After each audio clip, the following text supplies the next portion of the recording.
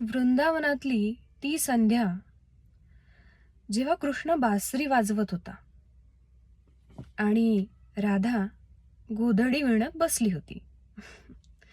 राधेच्या डोळ्यात खरं तर खूप प्रश्न होते. ती म्हणाली, तू नेहमी माझ्याजवळ का राहत नाहीस? तू का गोकुळापलीकडे जातोस नेहमी?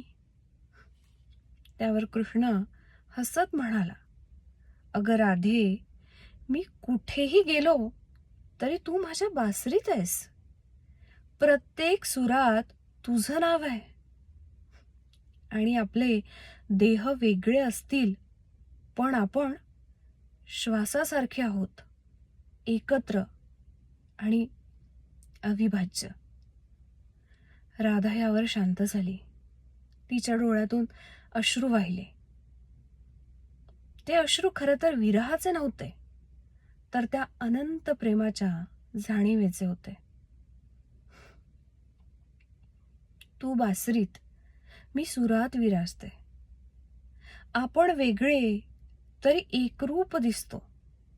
तुझ्या विरहातही गंध तुझाच येतो. प्रेम असं जे काळाच्या पलीकडे जगतो. देह दूर असले तरी जीव साथ देतो. राधाकृष्णाचं नातं असंच गहिरं वाटतं.